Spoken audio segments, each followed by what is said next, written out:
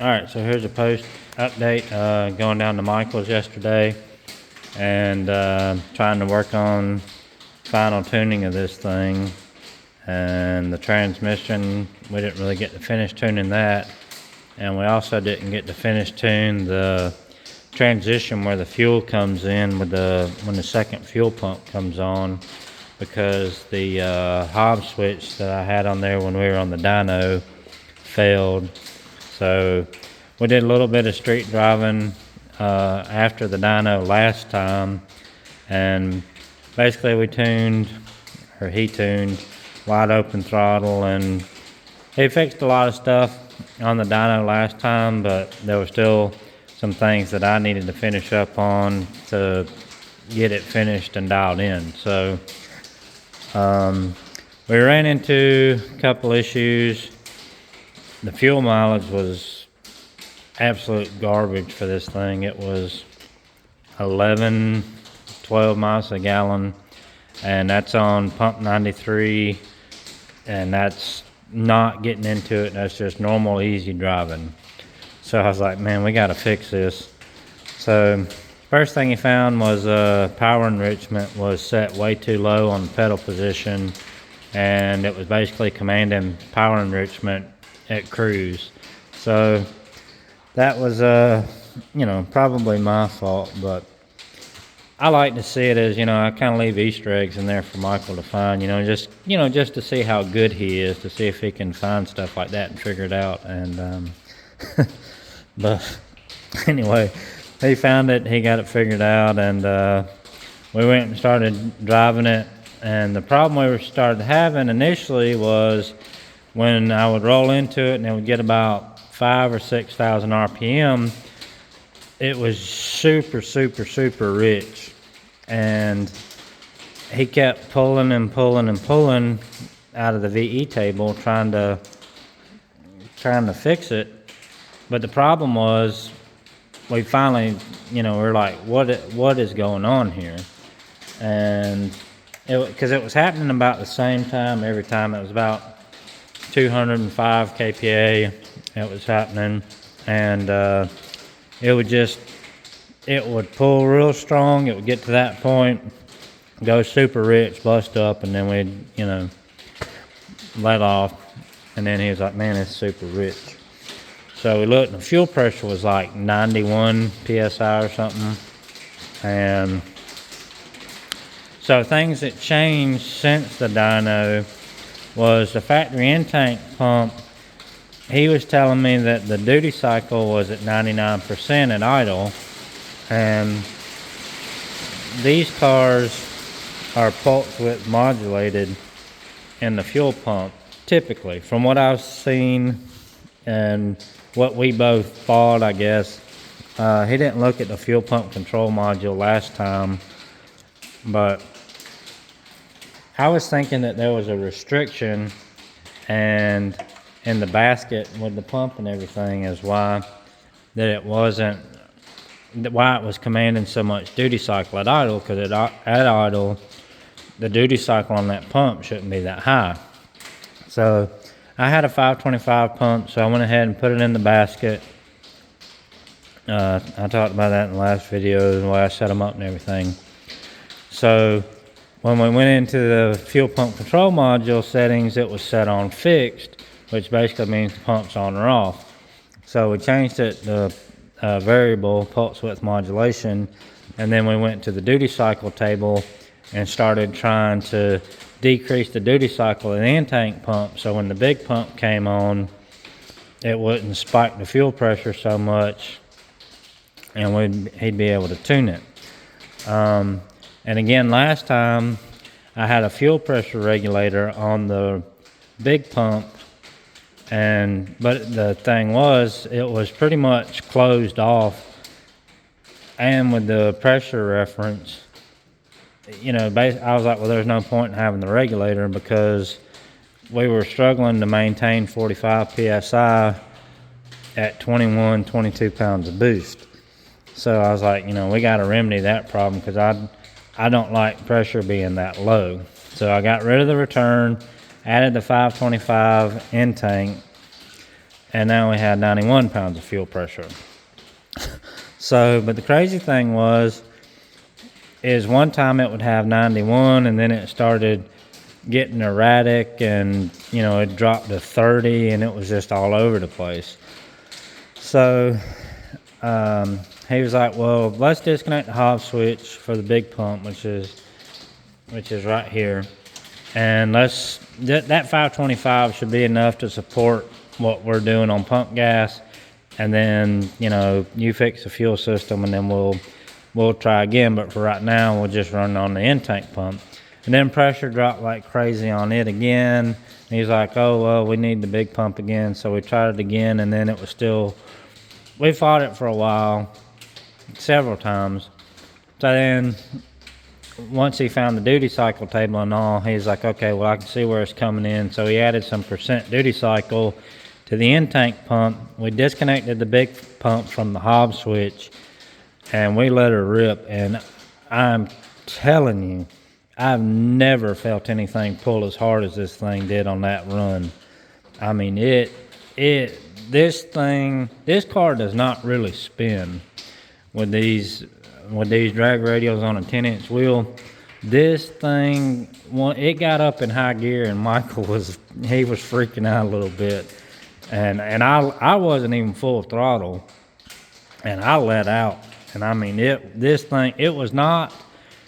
The road surface was not great at all, and this thing just straight put it down. I mean, it came into power, and it pulled so hard. I've never felt anything pull as hard as this thing did. I mean, it was rolling.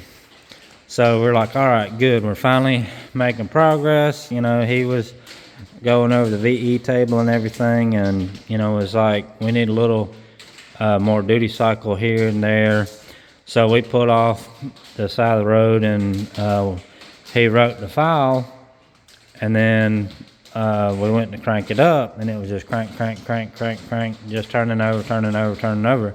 Well, the E38s, after you flash them, apparently it takes it a second for it to fail the mass airflow sensor to go to force it to speed density to crank up and run. So it had been taking a while to crank because of that. So, but I was like, this is taking longer than normal. So it normally fires off by now.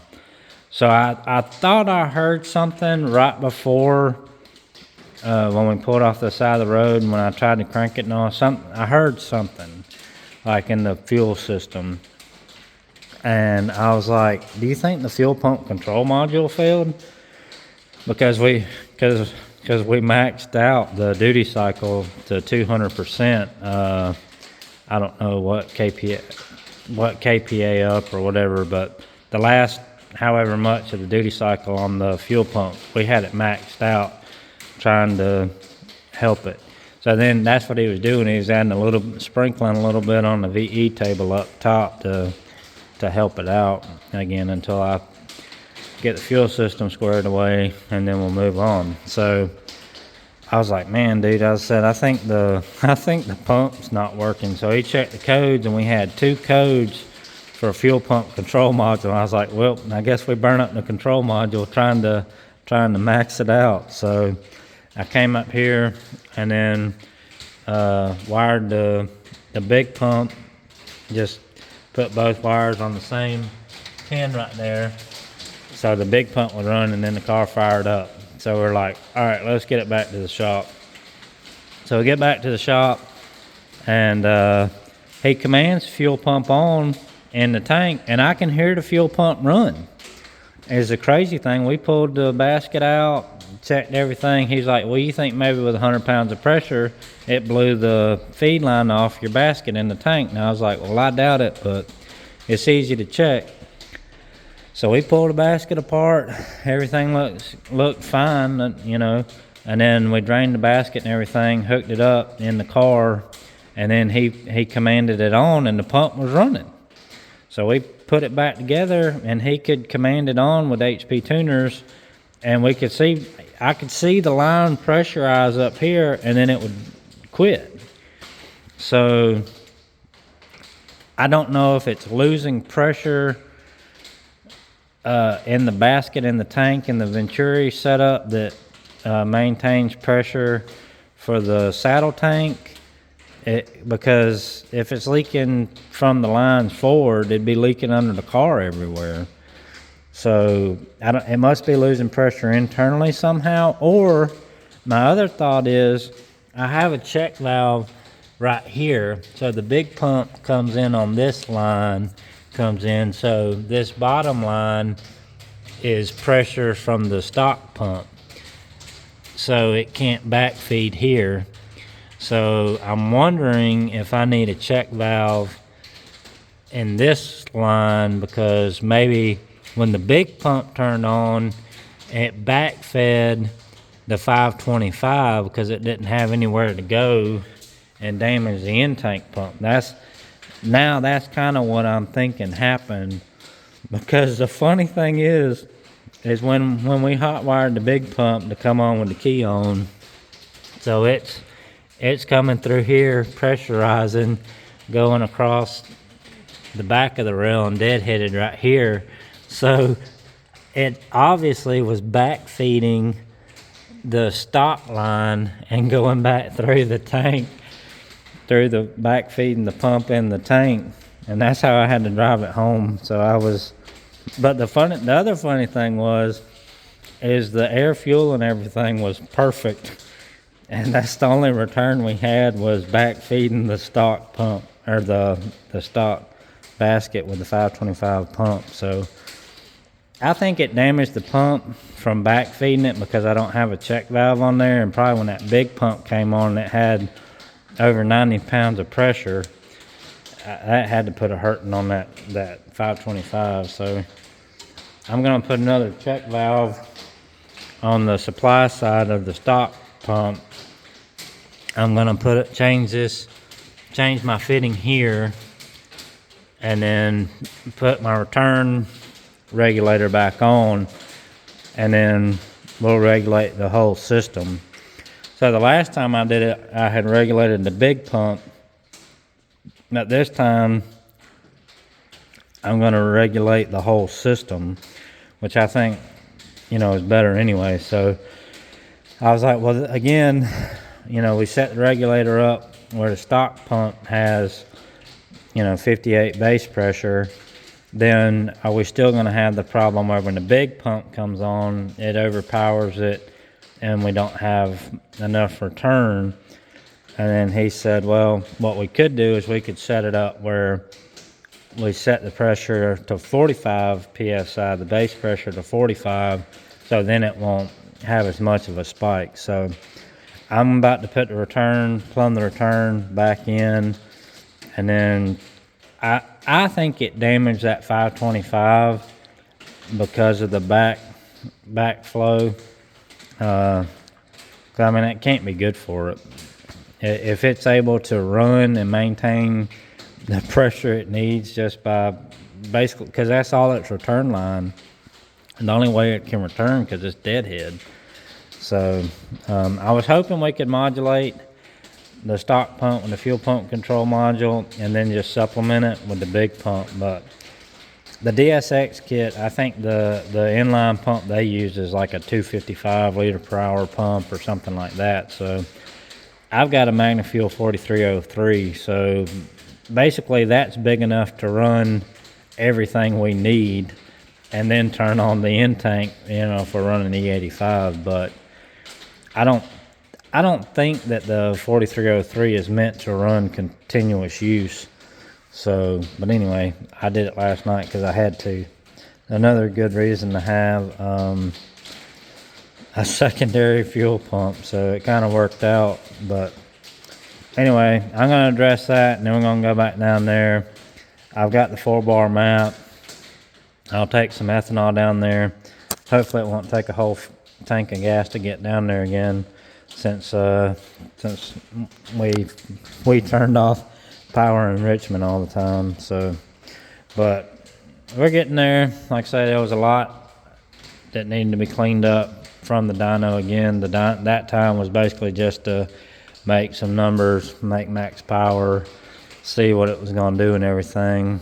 And now, you know, we're on to the fine tuning, getting the transmission shifting just how we want it, and then tuning when the fuel comes in and everything. But like I say, that one time where he had it set up and everything worked as it should, I've never felt anything pull as hard as this car. And I've been doing this a few days, and I can't describe how strong it felt when it pulled. And like I say, once it got into high gear, it just kept pulling.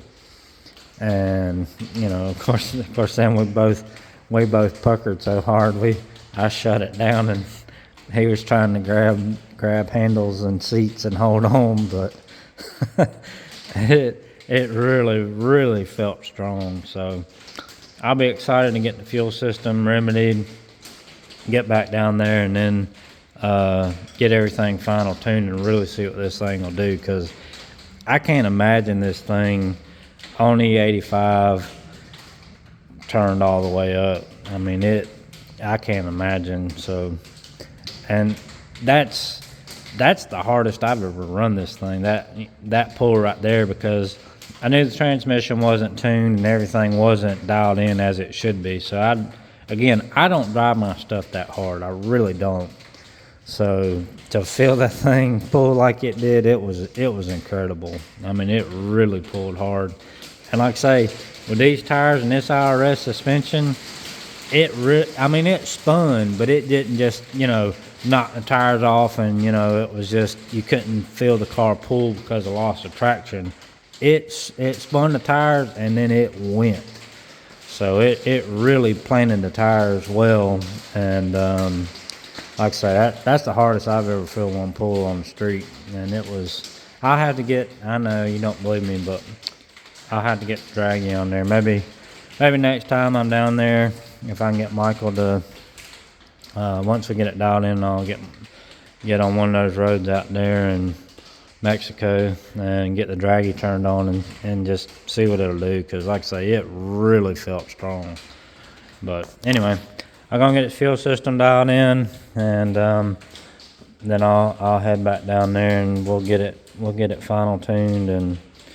And I know I'm gonna try to get some in-car video for y'all, because you know, I know it's been brought to my attention, and I need some more in-car, because nobody likes to see the engine bay the whole time and listen to me talk. You know, I know people want to see drive around videos, so I'm working on it. So that's it for now.